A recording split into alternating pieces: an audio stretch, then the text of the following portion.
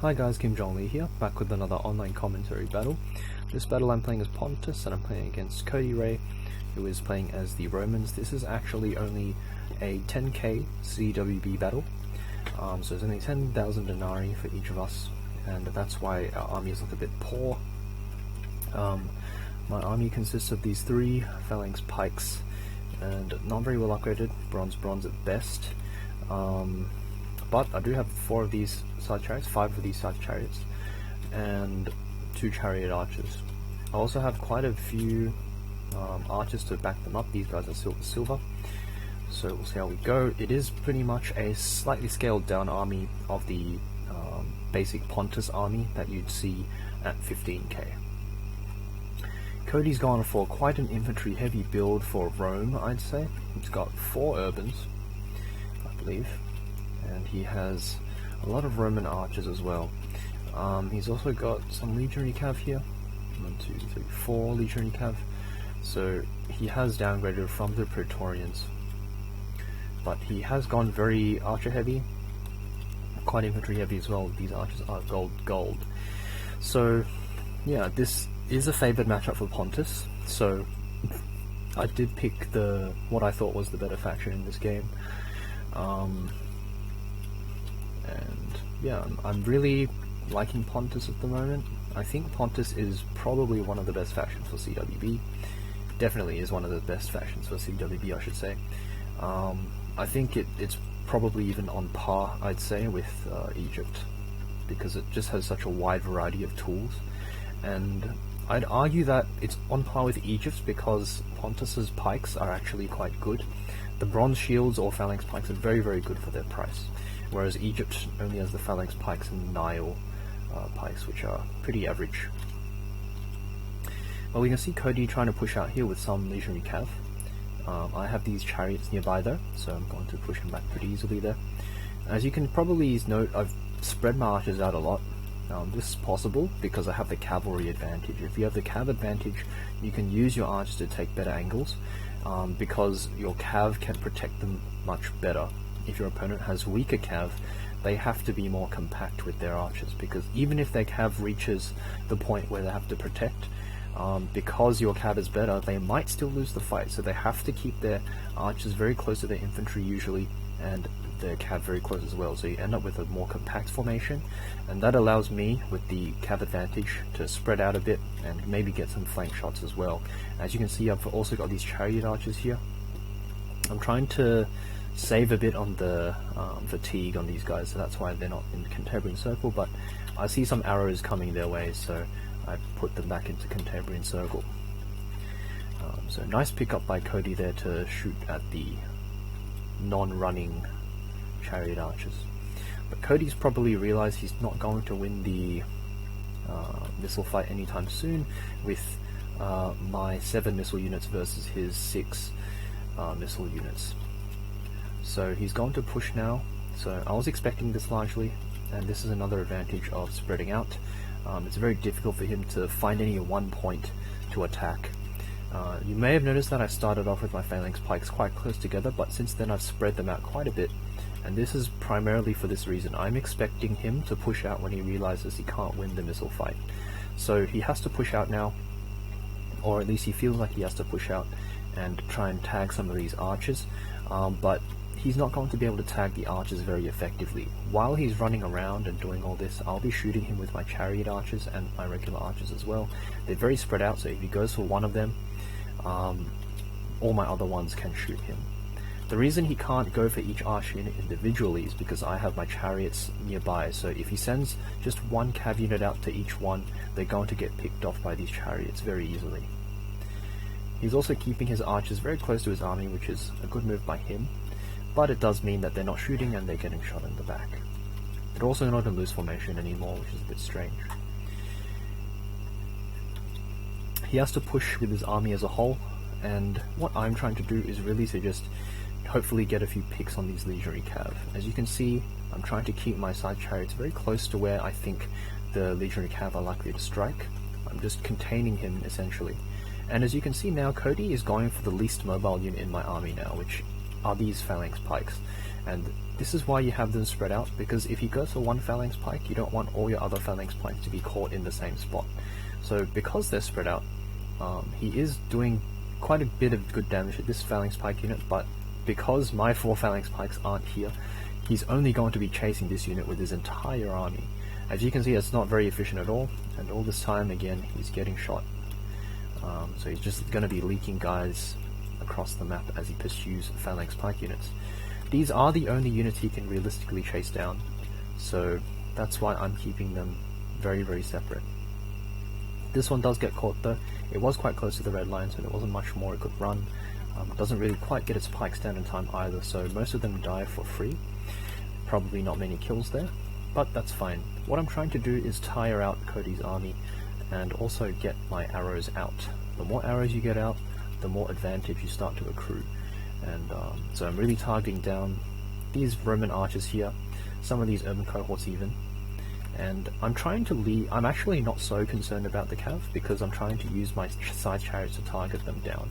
But if I do get some shots on the cav, they're going to be rear shots, ideally.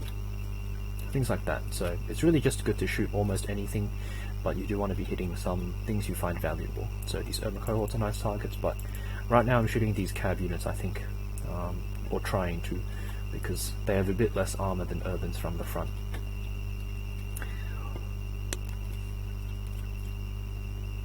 Again, Cody's now pushing out, trying to go after these archers here, but as you can see, he can't really pursue them, because if he tries, I just bring in a chariot or two and he's quickly forced backwards. These chariots are really, really nice. I love these side chariots for CWB. I think they're actually potentially even an even better investment than some of the British or Egyptian chariots, because you don't even need to put any upgrades on them. They have humongous attack damage, and it's just going to be good against cav regardless of upgrades. Whereas with the Egyptian chariots, you usually have to spend a bit more money on them, but the Egyptian chariots do start off cheaper, and they don't run amok. But I am liking these side chariots, a very powerful unit for CWB. And this is a very good lesson as well on how to use your chariots. And I've noticed that when I was more of a new player, I'd probably be trying to go for this attack right now. I see him running at me, I'd probably just charge all my chariots in and hope that I get a big mass rout, which is possible. But the thing you have to keep in mind is that chariots aren't really good in a big mushed up fight like that. So what I'm really trying to go for are some snipes on these cav units here with the chariots. I'm not going for anything big. I don't really mind if I just send 1 or 2 in at a time and they rout, because I know they'll inflict more damage on the cav and more economic damage on this cav than they will inflict on my chariots. As you can see, also some shots going in there, killing a few cav units, which is nice for me overall, of course. Again, you can see Cody chasing these individual pike units, and he has to, because he can't catch anything else. He can't catch these archers, they're too fast. Well, he can, but he'll have to pursue them with the cav. He can't really pursue them simultaneously with the cav and the infantry, because the infantry are too slow. So his cav is always going to overextend to some point, and if they go too far, bam, these chariots come in and clean them out. So he's had to keep pace with his infantry in essence, and that's really stopped him from dealing any meaningful damage or giving any real chase. As you can see, I've cleaned up his archers here, just too many of my guys wandering around, so they decide to rout there. He does catch this unit out though, but that's well within expectations. This also isn't too big of a loss for me. They are only phalanx pikes, and the best one was only a bronze unit, so not too sad about that.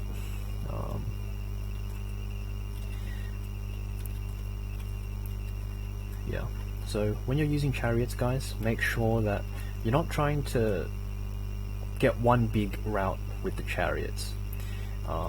What you want to do with the chariots is to target down these cav units.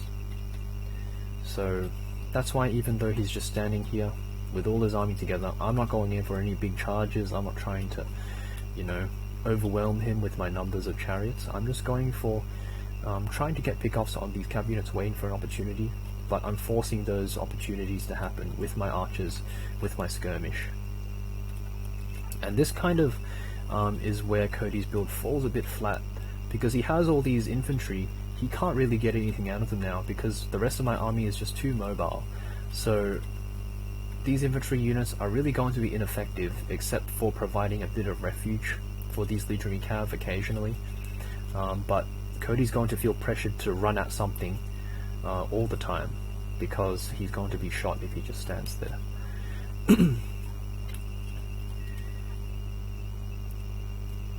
A possible recommendation here is to actually, I wouldn't say recommendation, a possible course of action for some players who find themselves in the position Cody is in, is to actually just stand there and take all the missiles.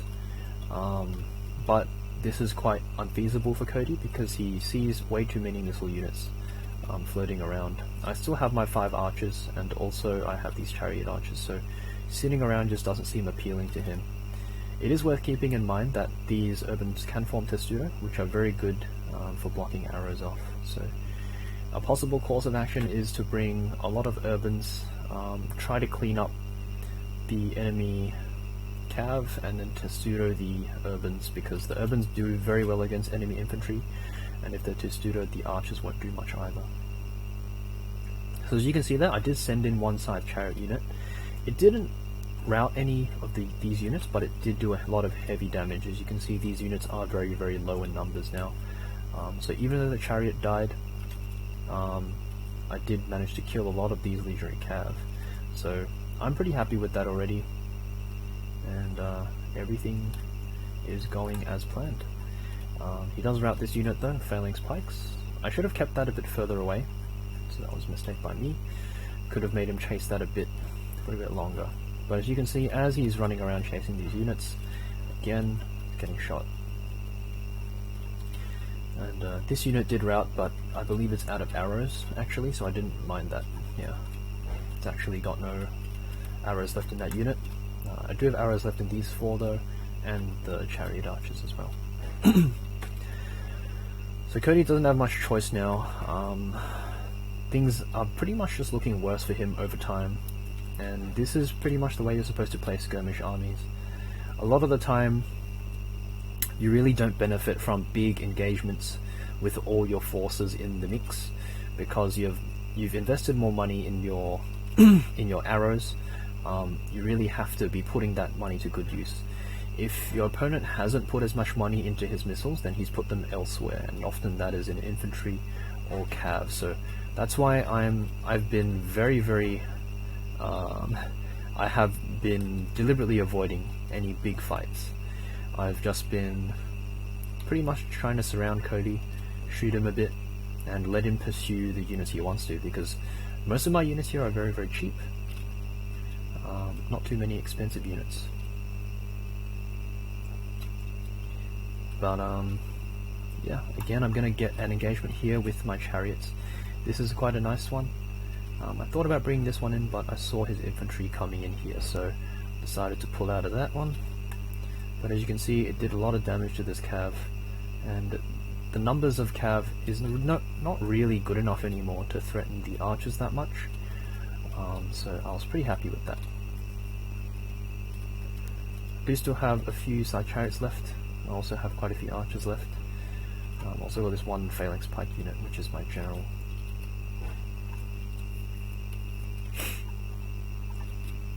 These urban cohorts are unupgraded, so that is something to think about. I am just shooting at them though. The numbers are declining quite rapidly, and Cody admits defeat. Probably feeling that he doesn't have enough to beat all these units here. So heroic victory for me, but it is worth keeping in mind that this is a favoured matchup for Pontus. At least from my point of view, it's quite a favoured matchup for Pontus, and also Cody's unit composition was also probably not the best against Pontus. The one way his composition would have worked is if I decided to take a fight with his infantry and his cav, but I did not, so unfortunately that didn't work out for Cody, but well played to him, good game. I'll see you guys next time.